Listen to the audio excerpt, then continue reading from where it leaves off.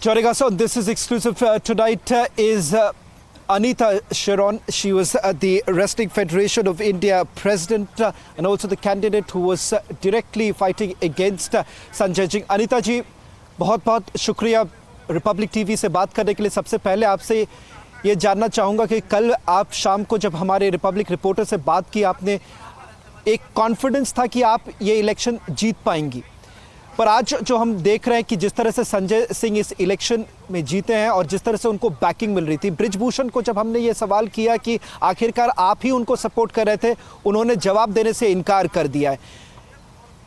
क्या कहेंगे इस पूरे इलेक्शन को लेकर, क्योंकि इतने दिनों से सब लोग लड़ाई कर रहे थे, रास्ते पर आ चुके थे, पर उसके बावजूद जो आज देखने को आ रहा है कि किस तरह से संजय सिंह जो बृजभूषण के करीबी माना जाता है, उनको प्रेसिडेंट बनाया जा रहा है। देखिए सर, ये तो सबको ही पता था कि भाई जो खिलाड़ियों से जो सरकार ने वादा किया था, उस वादे को लेकर हम ये कॉन्फिडेंट था कि सरकार सोचेगी। जितनी लड़कियों के साथ सेक्सुअल हरासमेंट कंटिन्यू होती है, ये उसकी लड़ाई है, एक अन्याय के खिलाफ लड़ाई है। तो ये था कि कहीं सरकार गवर्नमेंट करेगी, हमारा साथ देगी। और ये तो सबको पता था कि बृजभूषण की जड़ें उसने कितनी कैसे मजबूत कर रखी हैं, किसी भी तरीके से कर रखी हैं, तो वो ऐसे उखाड़ने पॉसिबल नहीं है हमारे से।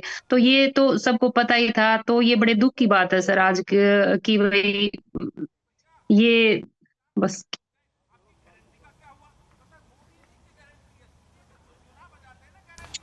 अनीता जी, आपका आवाज़ थोड़ा कट रहा था, कोशिश करेंगे कि आपको कनेक्ट करें ठीक तरह से।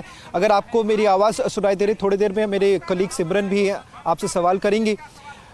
ये शरत, ये जो कहा जा रहा था कि जिस तरह से संजय सिंह को बैकिंग मिल रहा था बृजभूषण से, क्या आपके पास इसके बारे में कोई जानकारी थी कि किस तरह से बृजभूषण इस पूरे इलेक्शन को लेकर दखल अंदाजी करने की कोशिश कर रहे थे?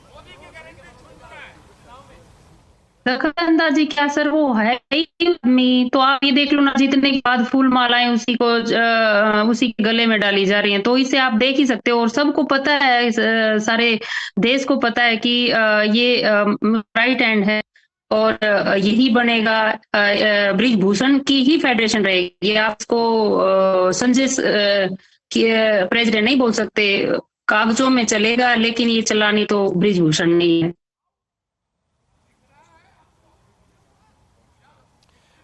अगर अनीता जी, ये सवाल अगर लोग पूछते, जो लोग रेसलिंग फेडरेशन के साथ जुड़े नहीं हैं, आम आदमी को अगर ये जानना है, आज जो लोग आपको देख रहे हैं इस वक्त, वो अगर ये सवाल करे कि आखिरकार कई सारे आश्वासन दिया गया था, सरकार ने कई सारे आश्वासन दी थी कि किस तरह से निष्पक्ष होकर इस पूरे मामले पर जांच होगी, क्या आप लोग संतुष्ट हैं? क्योंकि जिस तरह से प्रोटेस्ट खत्म हो चुकी थी, तो ये लग रहा था कि आखिरकार जितने रेसलर्स हैं, जो आश्वासन दिया गया था, वो संतुष्ट थे और इसलिए इसको लेकर कोई बातचीत नहीं हो रही थी। आज जो साक्षी मलिक कह रही हैं कि आखिरकार घूम फिर कर बृजभूषण ही चलाने वाला है। बिल्कुल यही सच्चाई है सर, यही सच्चाई है कि फेडरेशन वही, कोई सुधार आने वाला नहीं है रेसलिंग में, और रेसलिंग में वही डर का माहौल रहेगा और चीजें ठीक नहीं रहेंगी।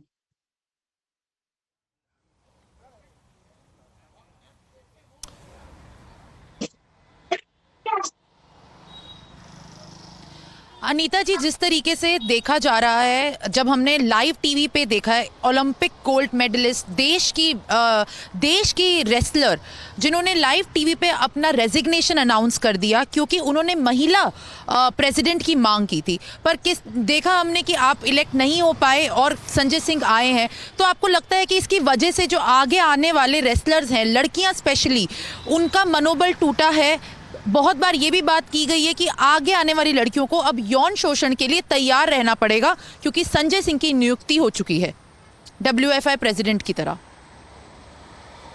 जी मैम, ये देखो ये बड़ी दुख की बात है। इस तरह से एक लड़की को, एक ओलंपिक मेडलिस्ट को संन्यास ले रही है तो ये देश के लिए बड़ी दुख की बात है। और इससे ये तो क्लियर है कि फेडरेशन उसी की है, उसी के हाथों उसी के लोग चलाएंगे, वही फेडरेशन में वही यौन शोषण होगा, कोई सुधार नहीं होगा। कोई रेसलिंग के बारे में ये नहीं सोचेगा कि कैसे रेसलिंग को ऊपर उठाया जा सकता है, वही उसमें राजनीति रहेगी, वही उसमें यौन शोषण बढ़ता ही रहेगा।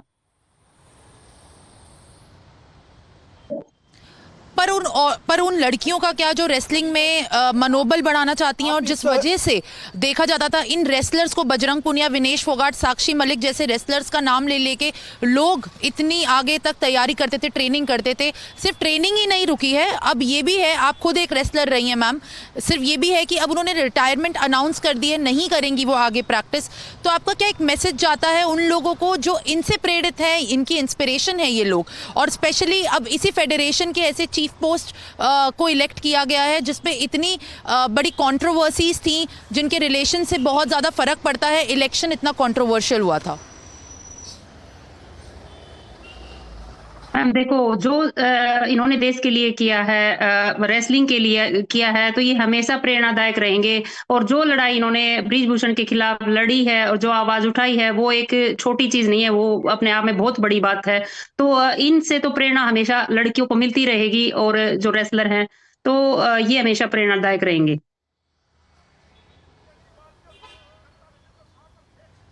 अनीता जी, एक सवाल ये करना चाहूँगा, क्योंकि लोग ये भी जानना चाहेंगे कि कई सारे आश्वासन दिया गया था सरकार के ओर से भी, और ये कहा गया था कि निष्पक्ष होकर जांच किया जाएगा।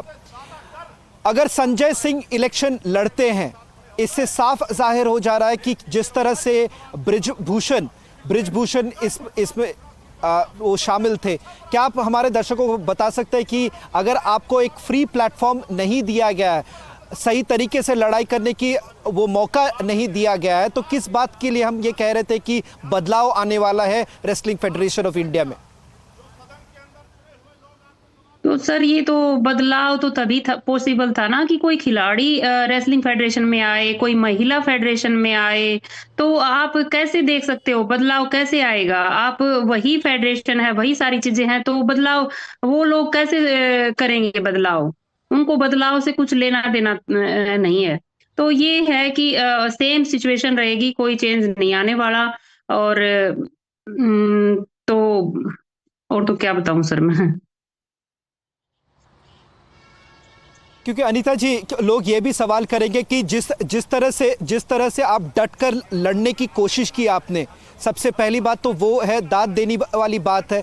दूसरी ये जानना चाहूँगा कि आखिरकार आप जिसके खिलाफ लड़ रहे थे वो काफ़ी स्ट्रांग माना जा रहा था, पॉलिटिकली काफ़ी स्ट्रांग माना जा रहा था। क्या पिछले कुछ महीनों में ऐसा कुछ हुआ जिससे आपको डराने धमकाने की कोशिश की गई थी कि आप हट जाए, इलेक्शन से हट जाए, ताकि ये इलेक्शन साफ तरीके से एक तरफा बन जाए? क्या कभी आपको कोई मुसीबत झेलना पड़ा पिछले कुछ महीनों में?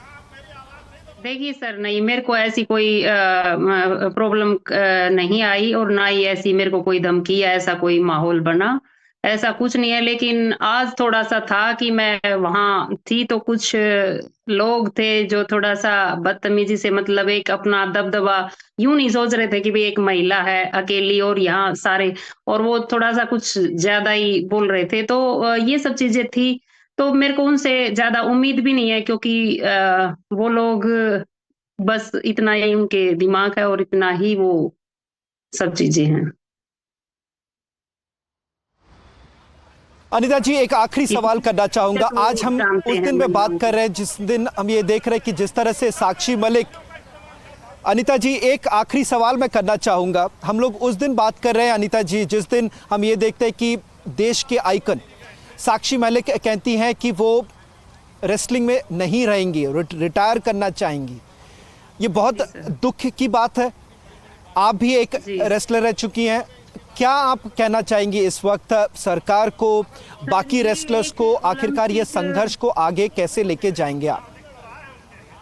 सर, ये है कि ये बड़ी दुख की बात है कि इस तरह से किसी एक ओलंपिक मेडलिस्ट का संन्यास लिया जाए। ये बड़ी दुख की बात है सर। ये कोई मतलब तरीका वो नहीं है। तो ये दुख की बात है। और जो लड़कियां आए वो अपने स्ट्रोंग रखें अपने आप को, और अच्छे से देश के लिए मेडल लेके आए। और बस यही है सर मैसेज। अनीता जी बहुत बहुत धन्यवाद रिपब्लिक टीवी से बात करने के लिए।